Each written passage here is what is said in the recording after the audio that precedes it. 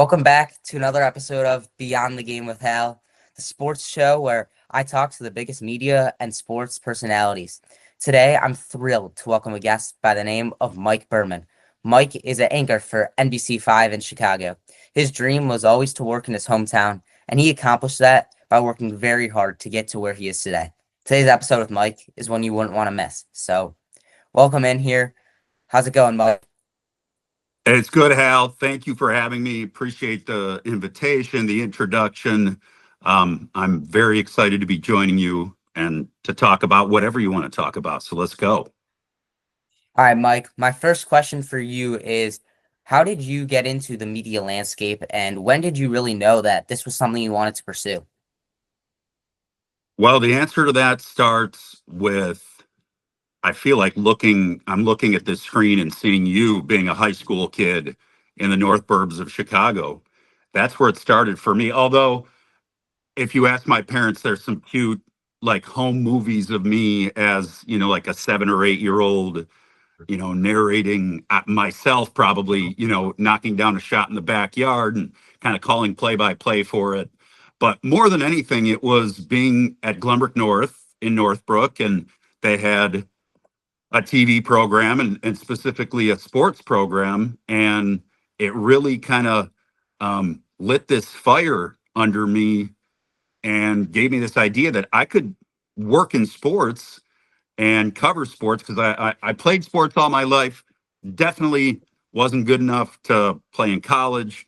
So the question was like, how do I continue doing this? How do I continue being immersed in and around sports? And it was so cool at Glenbrook North to be able to do all the things, literally all the things that I would one day do, like learning how to white balance a camera and shoot. Um, Learning how to mark in, mark out, and edit. And back then, this was even editing tape to tape, so it wasn't digitally yet. Um, Learning how to write a script into a teleprompter and go into a studio and read it. Granted, I was horrible then, but it was all kind of those little bits of practice along the way that exposed me to it and told me I want to try and do this. And that's how I picked going to Missouri and then started on my way, thankfully being able to get back home to Chicago. Right, and for you, it was a long journey to reach your goal and where you wanted to be. How do you think you enjoyed the process but really learned from the people along the way? Well, I think as I sit here, I'm 42 years old. I've almost been in Chicago for a decade.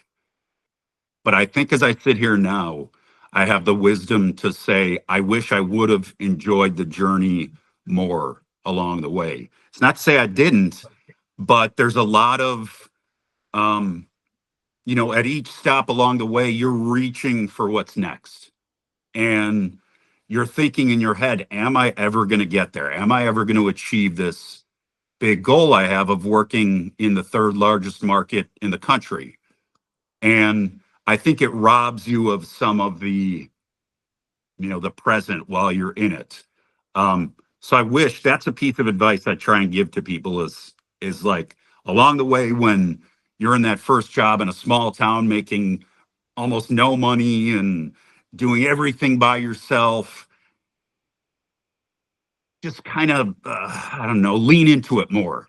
Um, and again, that's not to say I didn't. I just wish I would have done it more. But I really felt like along the way, learning from the people who were at the station, who were typically like my sports directors. Usually I'd be the weekend sports person, which was kind of number two in the sports department. And there was a number one person who was the weekday sports anchor. And at each stop, I really learned so much from all of those people.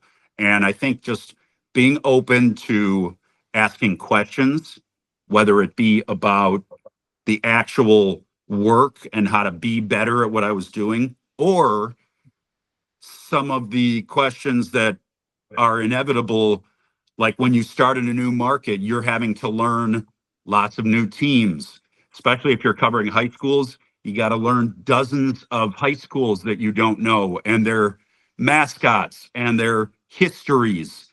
So all those little things, I think being willing to ask questions about how to get better, how to better understand the coverage area is really important. And I think about along the way, there was a guy named Brian Bose who was the main sports guy in Springfield when I started in Springfield. And he was so helpful, especially when I was just starting and I was so bad and I was trying so hard to catch up to the speed of doing it for real.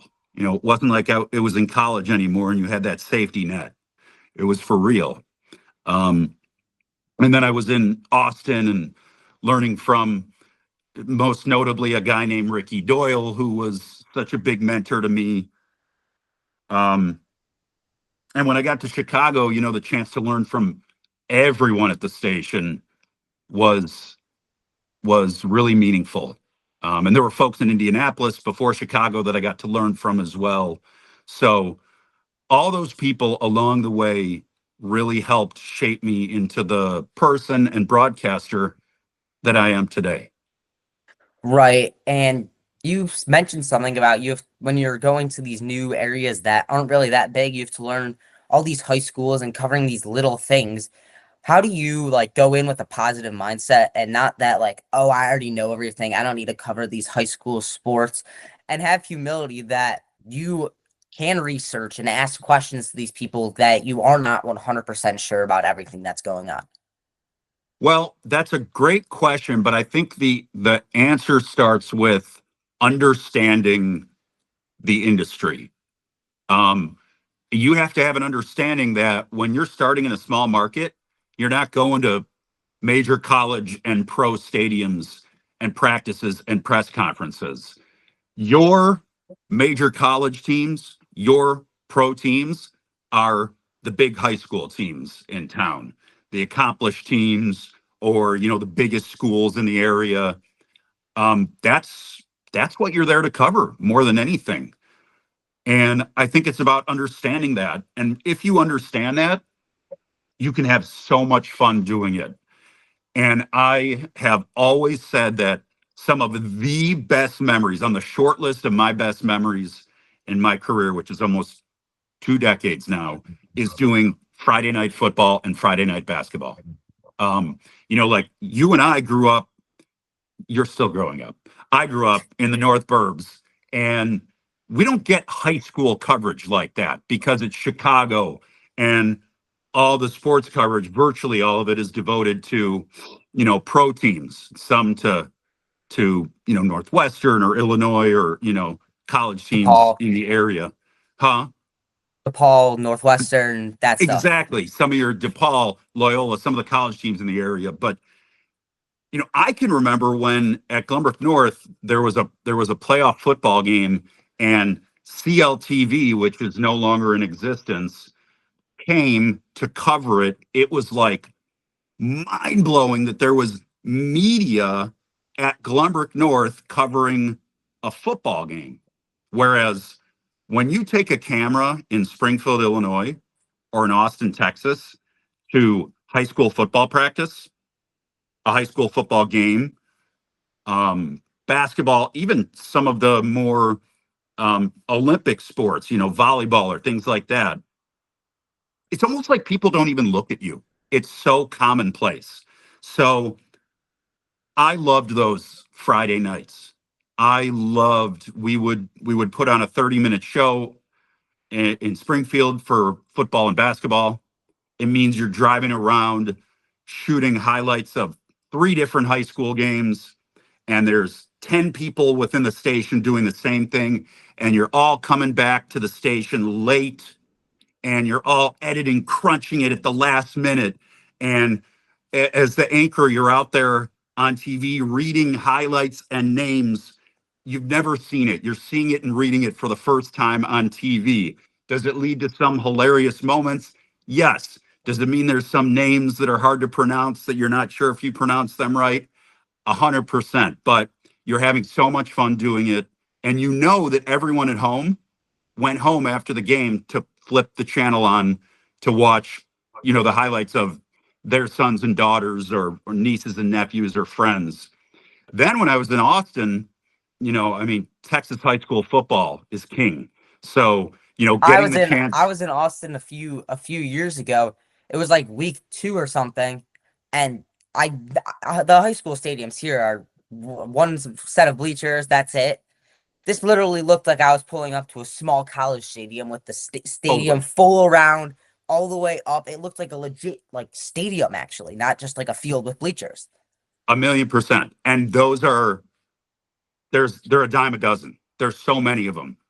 Um, it's just so ingrained in the culture there that, schools and districts, whatever, they devote resources to football stadiums and football coaches. I couldn't believe the first time I found out, about a football coach being paid like $150,000. I was like, what? But that's Full-time football coach. full time. A lot. Sometimes, occasionally, it would be slash athletic director, but trust me, these are not people who are teaching math class during the day as well as being the football coach. Um, so in Austin, I mean, we would even do 90 minutes of highlights in the evening. We would, there'd be a live reporter at a game. We'd go to them multiple times. We might update, we might show highlights multiple times to update the score.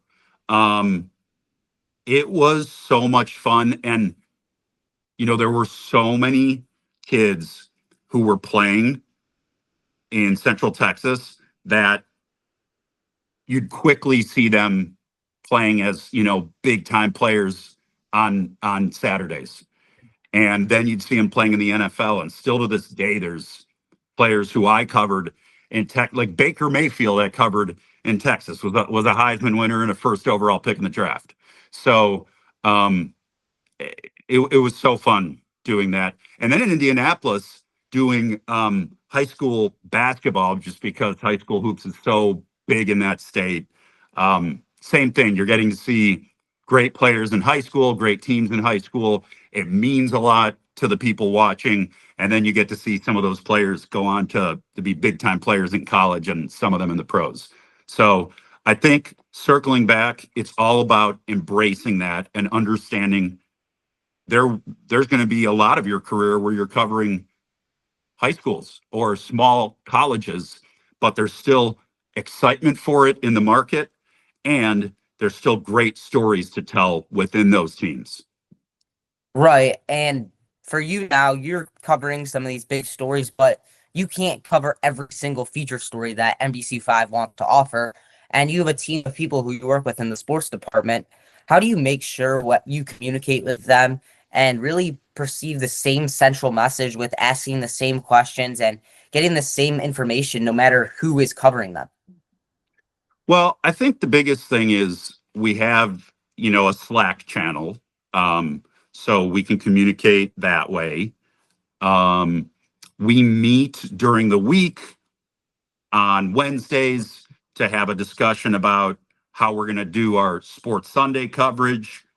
And, each day there's kind of a what you would call like an editorial meeting where we're having discussions, whether it be by text or in person, about what are we covering? Um, what kind of coverage are we devoting to it? Is there going to be a reporter there?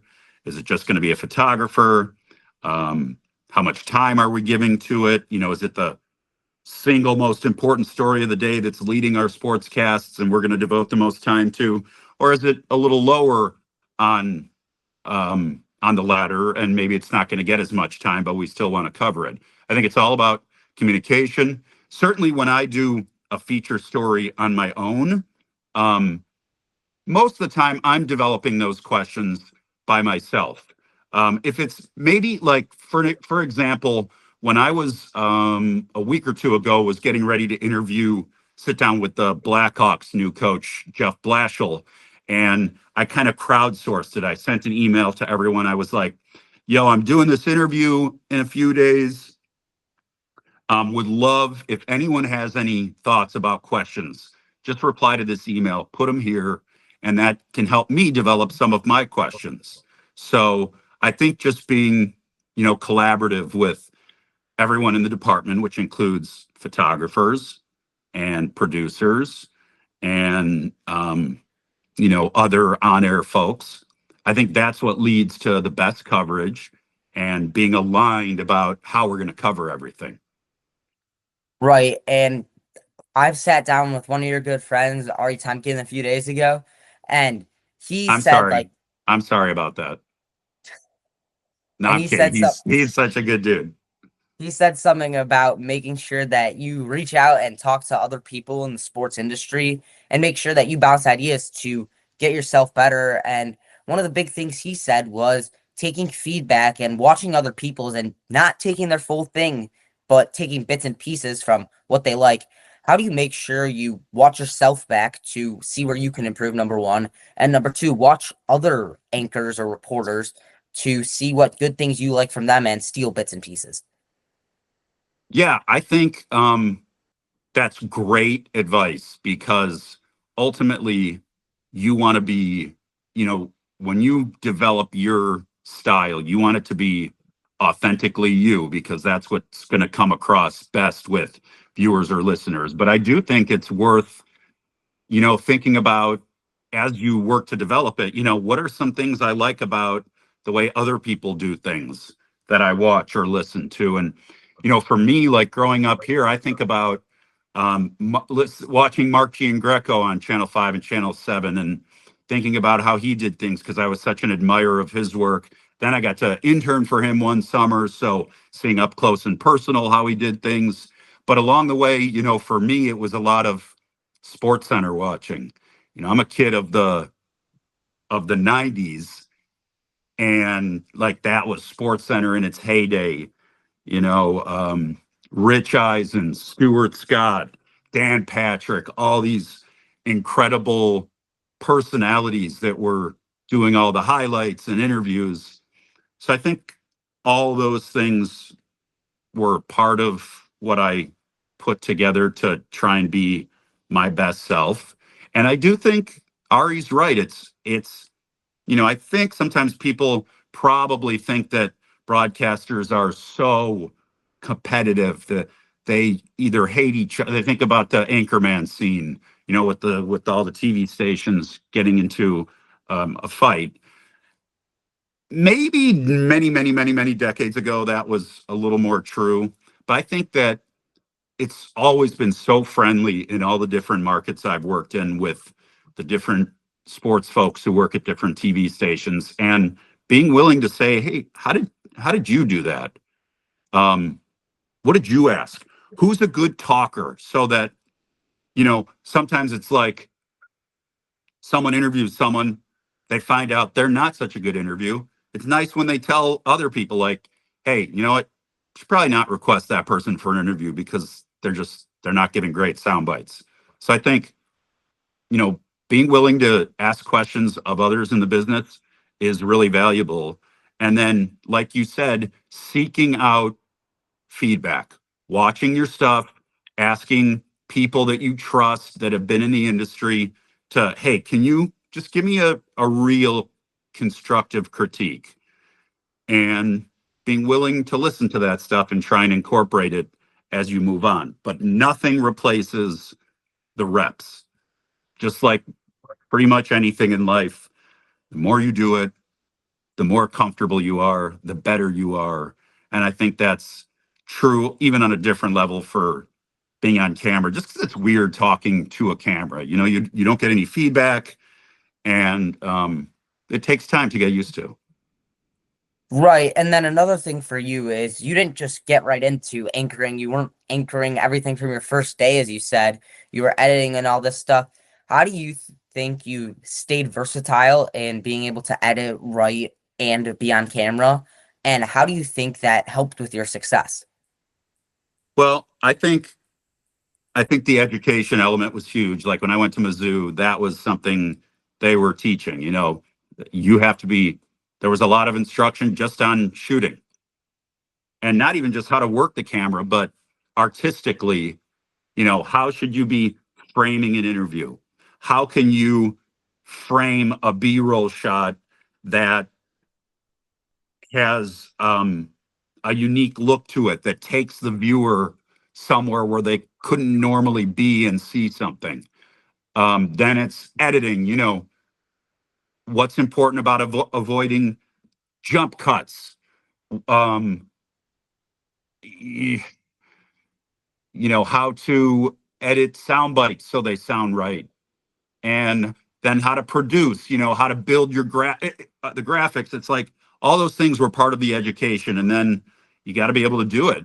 And certainly in a first job, oftentimes in a second and third job, because that is what is required of you in sports journalism.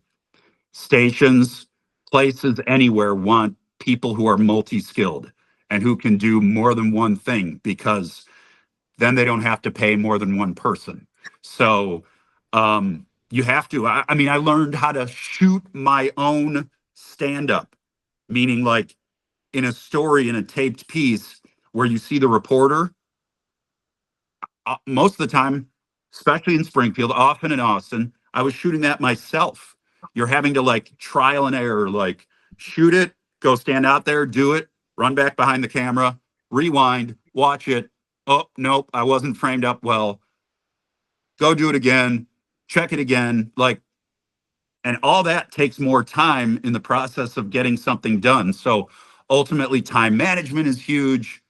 um, it's not easy. It's not easy, but it is a requirement for working in sports journalism, is to be able to do more than one thing, and really in the smaller markets to be able to do everything. It's not easy, but it's something you learn.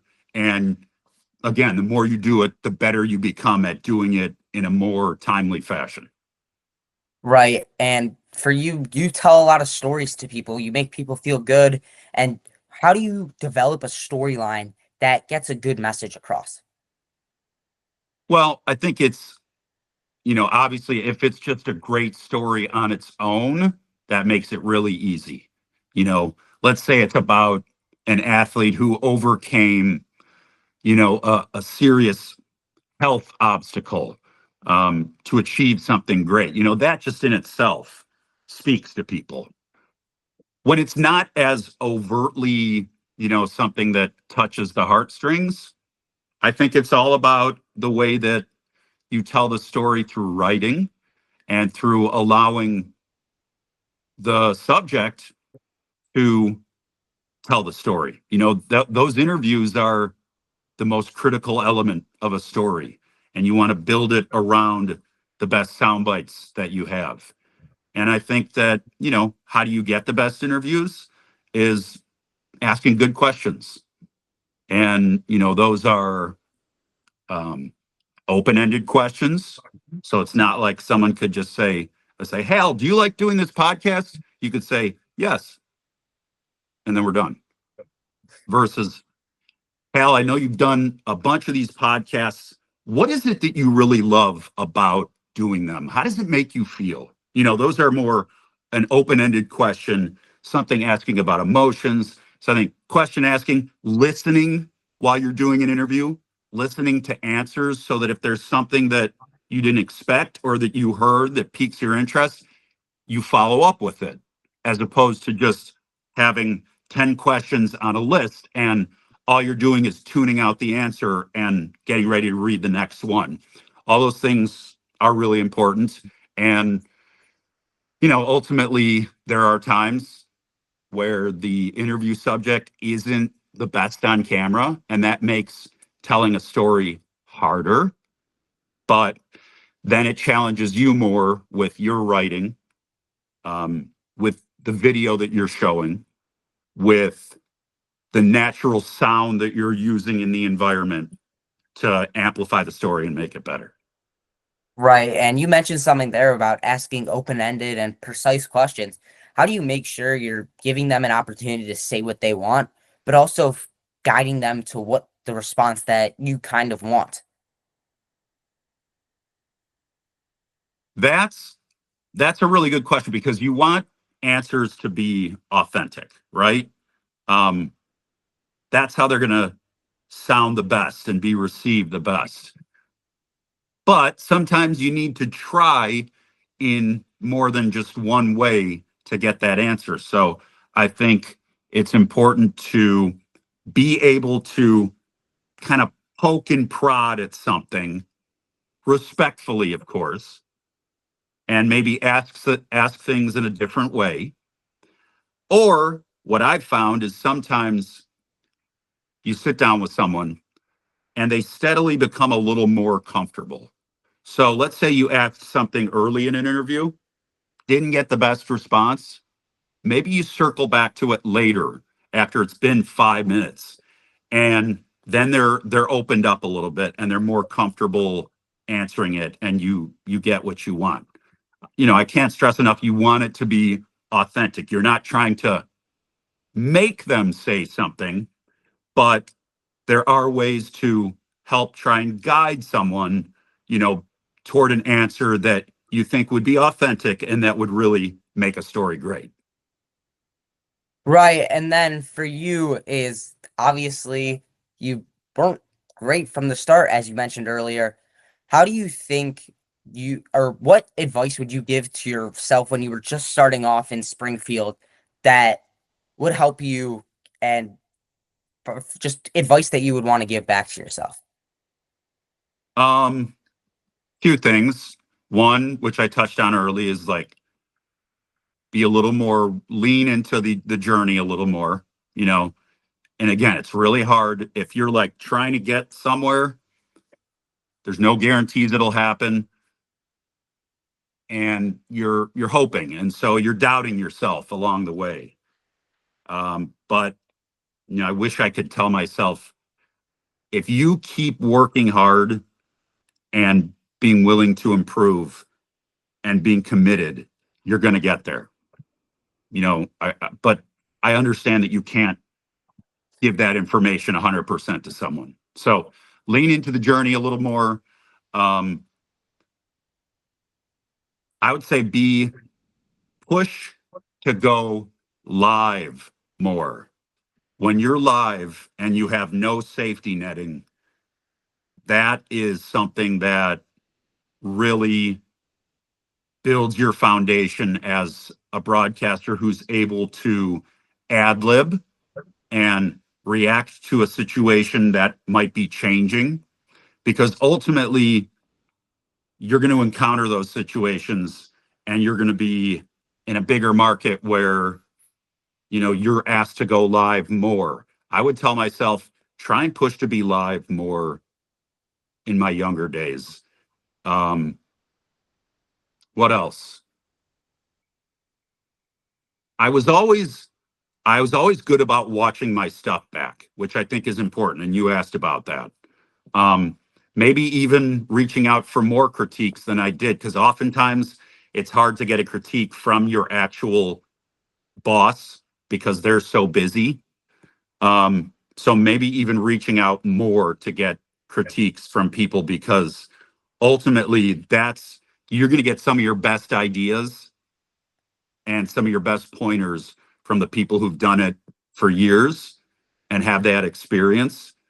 And they can kind of say to you, you know what, don't do that, but do that.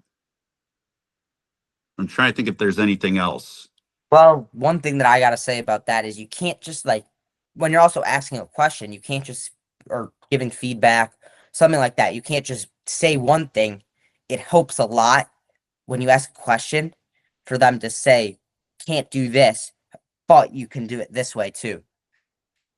Absolutely. Yeah.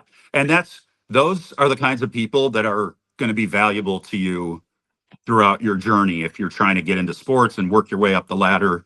The people that have not just constructive criticism, but like solutions to some of those criticisms are going to be, the people who are actually willing to shoot you straight and tell you, that probably doesn't work, but what if you try this? And I know one way that I talk to younger people in the industry in that regard is a lot of times with like stand-ups, live shots, where someone is doing something creative outside the box. Maybe they're showing something, maybe there's movement in it, but I I feel like there's a line you can cross where it becomes kind of tacky and awkward to someone watching. And so that's one I've told people is like, yo, I love that you're being creative, trying to do something different. Just back off the tiniest bit and it's going to be great. So little things like that to help you put together the best product that's ultimately going to be on your reel. And that's going to be what, future potential employers see when you're applying. Right. And to end it off here, that was great advice there. But to end it off here and to conclude the final 14 questions in a rapid fire pace. All right. 14? Final 14. All right. Who's your idol? My dad. Favorite fast food? Chick-fil-A. Biggest fear? Roller coasters. Favorite school subject? Social studies. Favorite hobby? Golf. Favorite gym workout? Riding a Peloton. Favorite artist? I would say Tom Petty. Tom Petty and the Heartbreakers. Favorite animal? Dog. Favorite TV show? Entourage. Favorite ever. Biggest pet peeve? People who say, you say, how you doing? They say, living the dream. Is a hot dog a sandwich? No, it's a hot dog. Favorite emoji? This is going to say a lot about me, but maybe the poop emoji. And then last but not least, are you a shower singer? Oh, absolutely. Anyone who tells you they're not, that's bogus. Like a drum, baby, don't stop beating. Like a drum, baby, don't stop beating.